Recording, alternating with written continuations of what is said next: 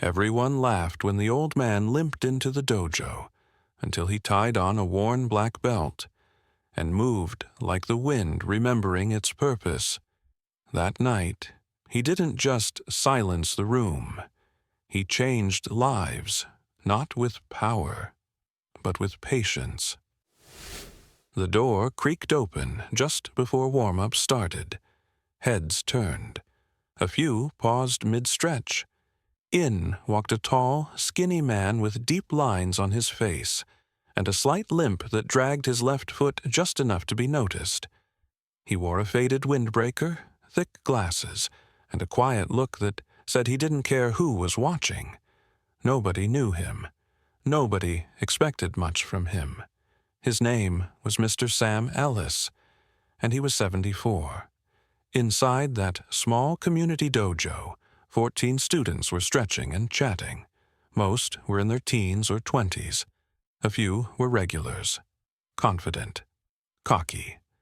One of them, a loud 19-year-old named Jordan, leaned over to his buddy and whispered loud enough for everyone to hear, "I hear for Tai Chi or something."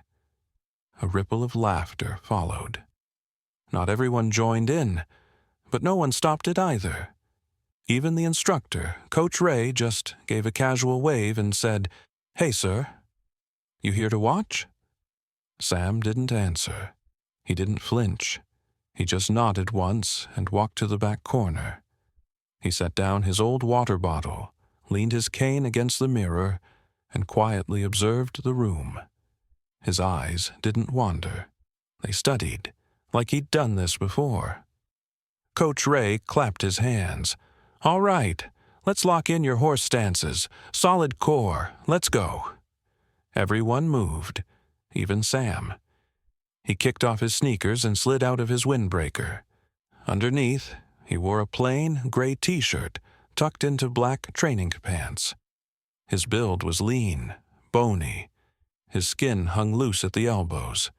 He looked fragile, like someone trying to remember how to be strong again. Most didn't look at him now.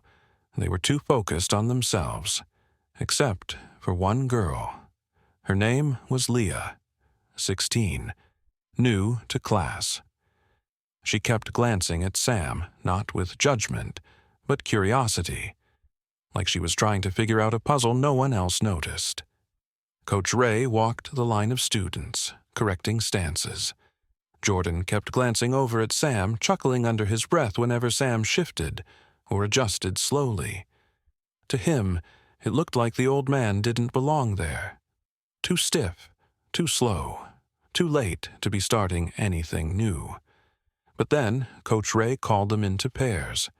He stepped up, demonstrated a front kick, snapped it clean, and waved everyone forward to try it. That's when Sam did something no one expected. He walked to his bag, reached inside, and pulled out a black belt. It wasn't shiny. It was faded, frayed at both ends, soft like old rope. But his fingers tied it neatly, with precision. And suddenly, the room got quiet. Jordan blinked. "Wait, is that real?" Someone nearby whispered, "Looks like one of those eBay belts." But then Sam stepped forward, rolled his shoulder once, and kicked. Not flashy, not fast, just perfect. The heel of his foot stopped less than an inch from the foam target near the mirrored wall. No stumble, no overstep, just clean control. You could hear the air shift. Even Coach Ray paused. No one laughed now. Sam stepped back into line. No smirk, no swagger, just calm. Hands behind his back, eyes forward, waiting for the next instruction. Jordan didn't speak. Leah whispered to the girl beside her, "That was real, right?" The girl just nodded. Coach Ray kept going, but it was different now. He watched Sam more closely, like he'd missed something. When it came time to form pairs, Sam had no partner. He didn't complain, didn't ask. He just stepped to the edge of the mat and practiced alone. No stretches, no noise, just motion, smooth, efficient. Like every joint remembered what it had once been trained to do. From across the mat, Dev, one of Jordan's friends, nudged him. "Bro, that kick? That wasn't fake. That was real." Jordan scoffed. "Man's got tricks. Doesn't mean he's got stamina." Dev shrugged. "Still moved better than you last week." Meanwhile, Leah was struggling with her balance. Her foot kept slipping on the mat. She sighed, sat down, and rubbed her ankle. Sam noticed. He walked over. Slowly. His joints protested, but he crouched beside her. "Your back heel," he said softly. "It's lifting too soon. Press it down. Let your hip drive the energy forward, not your toes." Leah blinked. "Oh, okay." She tried again. Not perfect, but better. She turned to him, hopeful. "Did I do it right?" He nodded once. "Closer." Coach Ray saw them talking. He hesitated, then looked away. Sam wasn't showing off. He was helping, but not everyone was ready to accept that. Jordan was watching, still irritated, still needing to prove something. And what came next would test more than just muscles. It would test pride, patience, and whether strength could still whisper in the bones of an old man. Break time came. Most students grabbed water, checked their phones, or talked in pairs. Sam walked slowly back to his bag, picked up his towel, and sat down by the wall. He wasn't out of breath, just still, watching. Leah sat beside him, a little awkward but curious. "You've done this before," she said. Sam gave her a small nod. "A long time ago." She looked at his belt. "Did you teach?" He didn't answer right away. "Yeah, I taught before Leah could ask more." A voice cut through the room. "Hey!" Everyone turned. Jordan stood in the middle of the mat, hands on his hips, sweat on his brow, smirk still fresh. "You ever teach? Or just pull that belt out when people are watching?" Some students chuckled. Others looked down, uncomfortable. Sam didn't flinch. He stood, calm, still, his voice steady. "I taught." Jordan stepped forward, louder now. "Where? A retirement home?" Dev quietly stepped back like he didn't want any part of what was coming. Leah stood, eyes narrowing. "Why are you messing with him? He hasn't said a word to you." Jordan ignored her. His eyes stayed locked on Sam.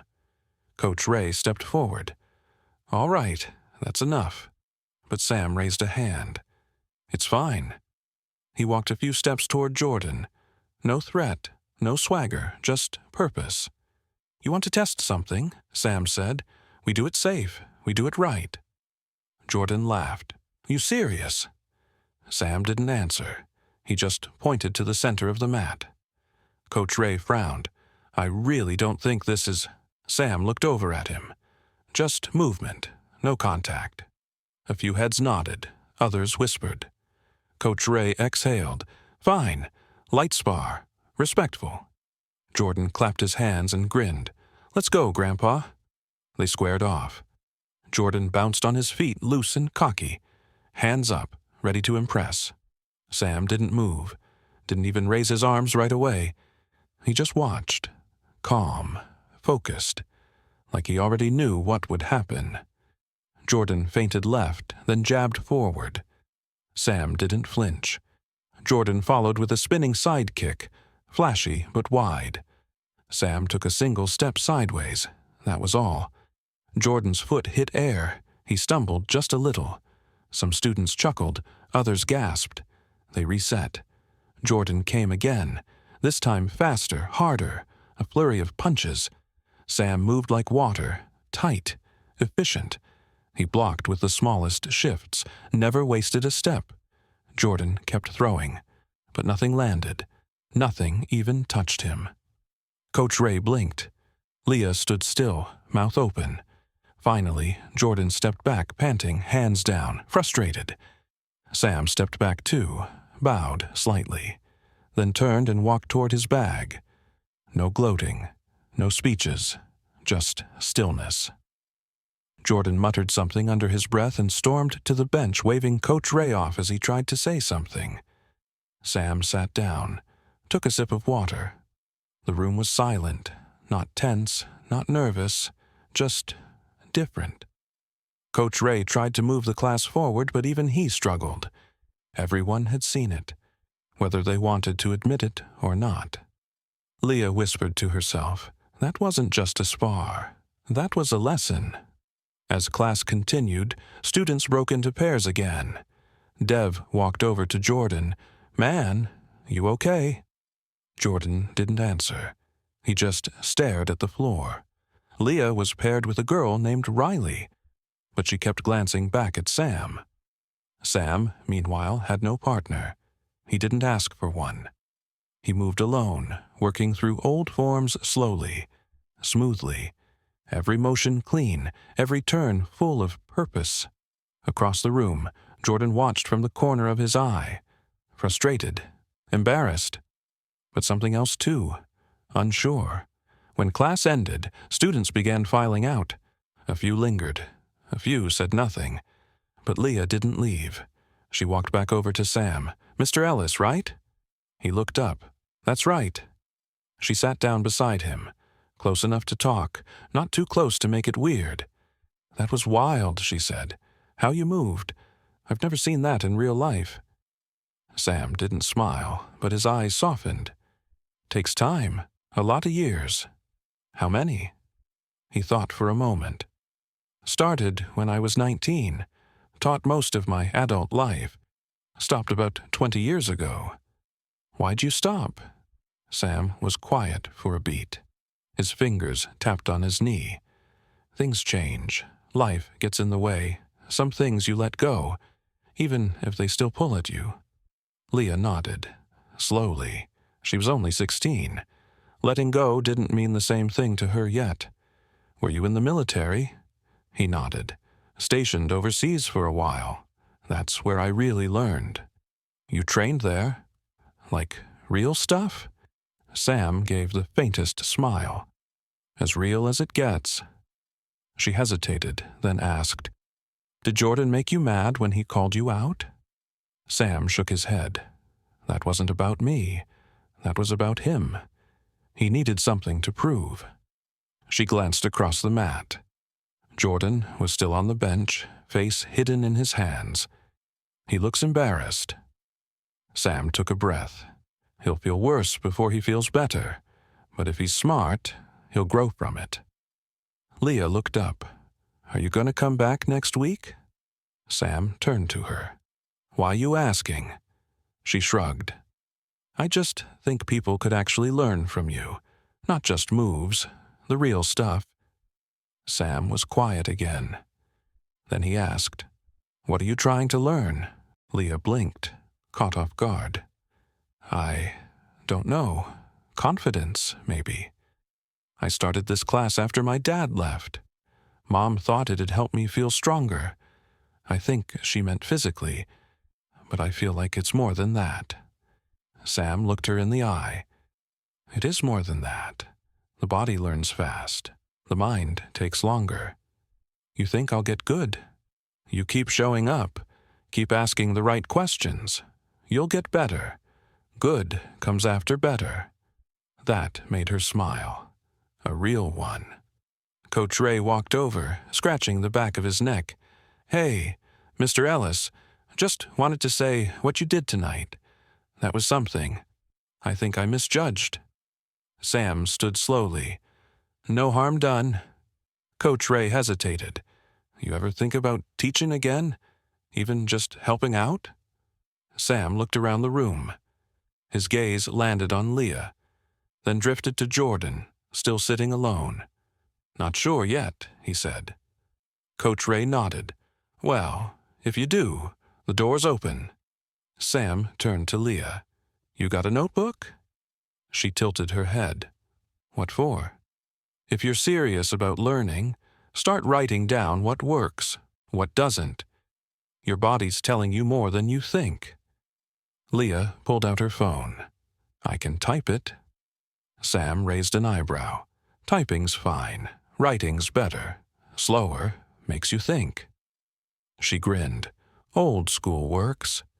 Sam grabbed his cane, lifted his water bottle, and walked toward the exit. Before he pushed the door open, he turned back and said, "See you next week." But what came next would take Sam back to a place he'd locked away for years. And it wouldn't happen inside a dojo. Wednesday morning brought gray skies and damp sidewalks. Sam Ellis never minded the weather. He'd lived through worse than rain. He sat at the edge of his bed in his quiet little apartment, tying his socks the same way he always had. Left foot first, then right. Routine mattered. It kept the mind sharp, gave the day a shape. The place was small, 2 bedrooms, just enough space for what he needed, and not much more. The refrigerator hummed softly. Wind tapped against the window. On the kitchen table sat 2 old frames. One held a black and white photo, faded, but clear enough to see. A group of young men stood in uniform, shaved heads, arms behind their backs. In the middle stood a younger Sam, broad, strong, the Okinawan hills behind them. The other frame held no photo, just a folded white belt, edges worn and kanji inked near the corner. No one else knew what it meant, not even his brother before he passed. Sam picked up his mug, cold coffee. He drank it anyway. By mid-morning, he left the apartment, heading for Jefferson Park. He liked the quiet path behind the baseball field, the one with the benches near the small pond. Kids sometimes rode bikes there, but most of the time it was still. He was halfway into a stretch, hands resting on his knees, when a voice called out behind him, "Didn't think I'd really find you out here." Sam turned. Leah was jogging toward him, backpack bouncing on one shoulder, cheeks red from the cold. "How'd you find me?" She smiled. "You told Coach Ray you liked walking near Jefferson Park. Figured I'd take a chance." Sam shook his head, amused. "You always chase people down?" "Just the ones who move like they've got secrets." She grinned. She dropped her bag on the bench beside him. "I told my mom about you," she said. "Told her this older guy made the whole class freeze just by standing still." Sam chuckled under his breath. "Not sure if that's a compliment or a warning." "You sounded like my granddad," she said. "He passed when I was 8. Taught me how to punch when I was little. Broke our bathroom mirror by accident. Grandma banned us from practicing inside after that." Sam looked out over the pond. "Sounds like a good man." He was. Then she hesitated. "Can I ask something personal?" Sam nodded once. "Your leg, was it the war?" He didn't answer right away. "No," he said softly. "It was after, during a demonstration. One of my students wasn't ready. I tried to catch the fall, hip cracked. Took years to walk right again." Leah winced. "Ouch." "Yeah, but the real pain came later." She stayed quiet. Something in his voice told her to wait. "I had a student," Sam said. "Back in '89. Name was Rico, 17, fast learner, hungry. Reminded me of myself." He paused. The silence thickened. His cousin got into trouble, gang stuff. Rico tried to protect him. One night, he didn't show up for class. The next day, I found out he'd been shot in a parking lot behind a gas station. Leah looked at him. "I'm sorry." "I blamed myself," Sam said. "Thought maybe if I'd taught him better, faster, he could have defended himself. Maybe he wouldn't have been there at all if he'd stayed focused." He rubbed his hands together, slow and deliberate, like he was trying to bring warmth back to something cold that never left. "I shut down the dojo, gave away the equipment, didn't want to be responsible for anyone else." Leah's voice was gentle. "But it wasn't your fault." Sam nodded slowly. "I know that now. But back then, guilt makes you believe things. Makes you pack everything up and pretend you're done." They sat quietly for a long while. Then Leah said, Maybe Rico used what you taught him to protect his cousin. Maybe what you gave him mattered. Sam looked at her. You think that helps? No, she said, but maybe it should. He chuckled, quiet, low. You ever think about being a therapist? She grinned. I thought about being a detective, but now I'm thinking maybe martial arts teacher. Sam didn't laugh, but his eyes softened again. Don't be in a rush to wear the black belt, he said. It's not the belt that teaches you anything. It's the time it takes to earn it. Leah nodded, eyes focused, like she was trying to remember every word. But time wasn't done with Sam yet, because that afternoon, someone from his past would show up and say the one name he hadn't heard aloud in nearly 30 years. And this time, it wouldn't be a student looking for advice. It would be someone holding the piece of truth he'd been missing all along. That afternoon, Sam was running late for his doctor's appointment. His hip had been acting up again, nothing sharp, just the same dull pull he'd grown used to over the years. Still, he hated being late. Military habits don't leave you easily. The community clinic was 5 blocks away. He walked most days, cane tapping gently against the sidewalk. Hat pulled low, jacket zipped to the collar. Even when his bones ached, moving always felt better than standing still. He had just turned onto Forest Avenue when he heard it. Mr. Ellis? The voice stopped him in his tracks. He turned around slowly. A woman stood near the steps of the clinic building. Late 30s, jacket too thin for the weather. Hair pulled back. Eyes tired. She took a step closer. It's me, she said. Yvette Carraway, Rico's cousin. His breath caught. Just for a second. I don't know if you remember me, she added quickly. He stared at her. The wind brushed past them. I remember. She stepped forward, hands in her coat pockets, her voice softer now. I was visiting my mom, drove past the old dojo yesterday. It's condos now. He nodded slowly. Yeah. There was a long pause. Then she said, I always wondered why you left. After Rico, after everything. Sam looked down at the sidewalk, his voice low. Didn't feel right staying. Felt like I failed him. Yvette's eyes widened. You what? I should have prepared him better, trained him harder, kept him focused. Maybe if I'd been a better teacher. No. Her voice cracked. She stepped toward him fast. Don't say that. He looked up. She was standing right in front of him now. Rico looked up to you, she said. You were the only one who didn't treat him like he was just some angry kid. You gave him something to believe in. Sam didn't know what to say. His throat tightened. Yvette continued. He wasn't trying to fight that night. He wasn't even supposed to be there.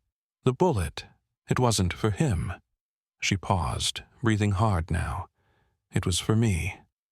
The words hit him like a slap. He blinked, stunned.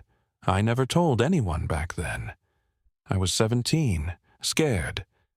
I thought if I said it out loud, it would make it real. She looked down at the sidewalk, then back up at him. He died protecting me. Sam's cane trembled slightly in his hand. 30 years of guilt, and he'd never known. I didn't know, he said. Yvette, I didn't know.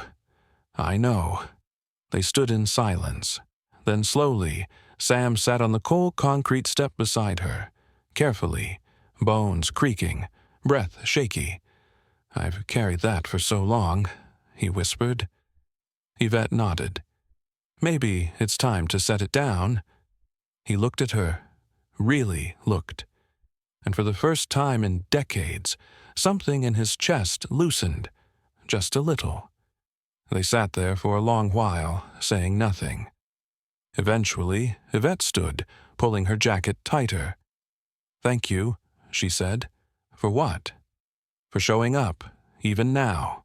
She turned and walked into the clinic.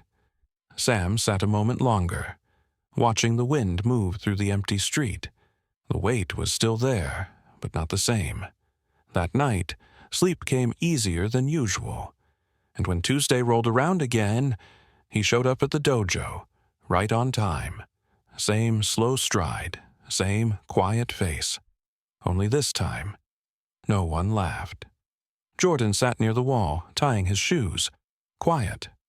Devin gave Sam a small nod. Nothing flashy, just respect. Coach Ray greeted him with a warmer tone this time. "Good to see you again, Mr. Ellis." "Just Sam," he replied. Leah ran over, waving her notebook like a trophy. "I brought it." He smiled. "That's a good start." Class began. Stances, forms, repetition. But something in the room had changed. Stillness didn't feel awkward anymore. It felt earned. People watched Sam not out of doubt but out of wonder. Jordan, though, he was struggling. His moves were rushed, his focus off. He kept glancing over at Sam. Again and again.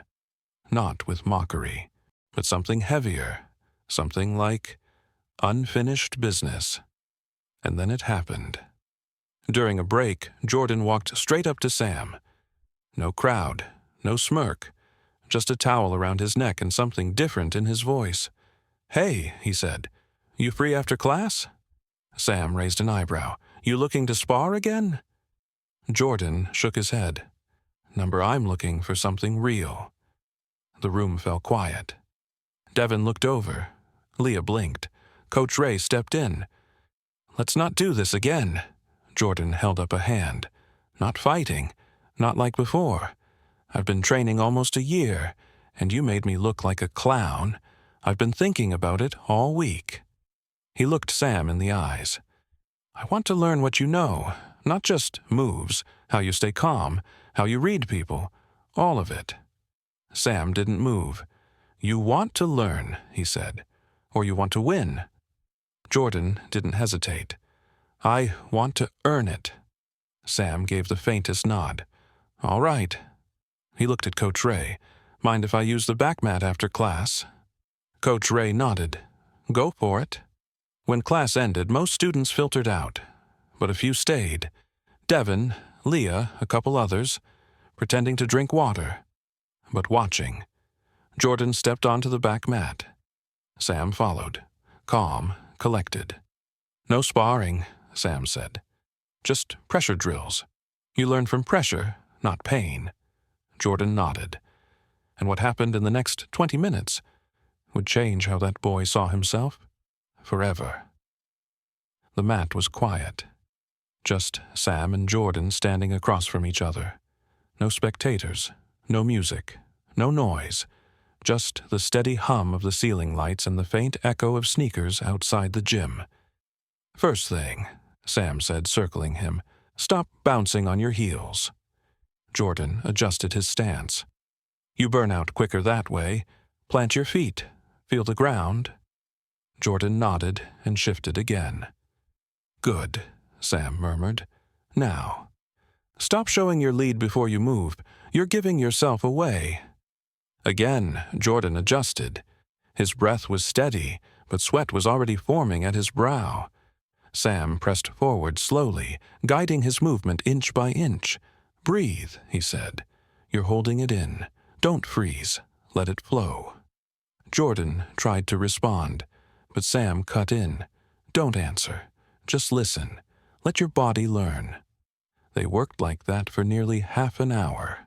Tight, close quarters drills, shoulder pivots, silent blocks, counter rhythm.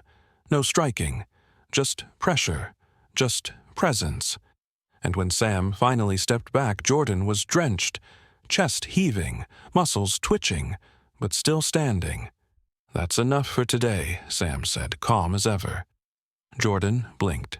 "That's it? For now?" Jordan just stood there. Then, slowly, he nodded. "Can I come back next week?" Sam's eyes narrowed slightly. "Depends." "On what? If you come back with your mouth, or your ears..." From across the room, Leah chuckled. Jordan cracked a smile. Fair enough. He reached out a hand. Sam took it. That handshake said more than words ever could. It didn't just close a chapter. It opened one. Leah wrote something quietly in her notebook without looking up. Sam grabbed his bag and cane and started walking to the exit. But someone else had been watching, someone who wasn't part of the class. And the next time Sam showed up at the dojo, he wouldn't be there just to train. He'd be asked to lead. By the following Tuesday, the dojo was busier than usual. More students than normal had shown up. New faces, curious ones. Word had gotten out. About the old man, about Jordan, about the silent sparring match that didn't end in bruises, but in a handshake. Coach Ray met Sam near the mats, holding a folded sheet of paper. We got 6 new sign-ups this week, he said. 4 of them said it was because of you. Sam glanced at the list, unimpressed. That what we're doing now? Advertising old men with quiet feet? Coach Ray grinned. People recognize real when they see it. Class started. The drills were sharper. The energy different. Sam moved through the room like a steady current, offering a quiet correction here, a small tap on a shoulder there. No shouting, no showmanship, just presence. When the group broke into pairs, Sam called over to Leah. "Run this one with Devin," he said. "You've got the rhythm now. Teach it." Her eyes widened. "Me?" "You're ready." Devin shrugged. "Let's do it." Leah turned to Sam. "What if I mess it up?" "Then fix it." She blinked. "That's how you learn. That's how you lead." Sam stepped back, arms crossed. She began. Nervous at first, then growing steadier. Her voice found confidence. Across the room, Jordan approached. "Can I help someone too?" Sam looked at him for a moment. "You want to teach?" Jordan nodded. "You said pressure teaches more than pain. I figure teaching is pressure too." Sam didn't say no, just pointed to a quiet kid named Avery, who had been shadowboxing in the corner. "Start with stances." Jordan nodded, walked over and began breaking it down step by step. For the first time since joining, Sam took a seat near the edge of the mat. Coach Ray walked over. "You think he's ready to teach?" "Nope," Sam replied. Coach Ray raised an eyebrow. "That's why he needs to do it." Ray paused. "You ever think about running your own class again?" Sam chuckled quietly. "I ran enough in my time. But never here. We'll see." When class ended, Sam called everyone in. They gathered around, sweaty, tired, but listening. "I've been in rooms like this my whole life," he said. "And if there's one thing I've learned, it's that everyone walks in carrying something." He looked around, at Leah, at Jordan, at the quiet ones in the back. Pride, pain, fear, anger, doesn't matter. He let the silence stretch. In here, we don't train to fight each other. We train to fight what we bring in with us, that noise in your head that tells you you're not enough, or that you have something to prove. Leah stopped writing. Jordan stood a little taller. "If you're here just to hit harder, you're in the wrong place.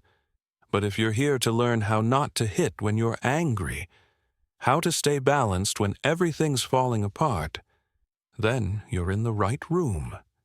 He didn't raise his voice. He didn't need to. "I'm not here to impress you. I'm here because someone asked me to show up. And sometimes, showing up is the beginning of change." He turned to walk away, but before he left, Leah stopped him. "You still coming next week?" "Not every week." Her smile faded. "Why not?" Sam nodded toward the mat. "Because now you don't need me every week." She stood still, quiet. "But we want you here." "That's different," he said. "I'll still stop by, just not to lead." A few students lingered. Jordan stayed behind to help clean up, without being asked. Coach Ray leaned over. "You sure you're done teaching?" Sam didn't answer. He just looked out over the empty floor. "I didn't build anything here," he said quietly. "I just reminded them it was already in them." As the lights dimmed and students filtered out into the parking lot, Sam found his usual bench, the one facing the edge of the soccer field. He sat down, rested his cane across his lap. In his mind, he could still see a young Rico, shadowboxing near a bag. Leah, spinning through a form, finally finding peace in her breath. Jordan, pausing before a strike, not to hit harder, but to think. Moments, just moments. But every one of them meant something. From the double doors, Leah called out, waving his towel. "You left this." He waved her off. "Keep it." She laughed. "Why?" "Because someone's going to need it after next week's drills." She disappeared inside. Sam sat back. No speeches, no trophies, just a quiet moment. A man, a bench, and the knowledge that everything he'd carried had finally found a place to live outside of him. Sometimes the hardest part of teaching is knowing when to let go.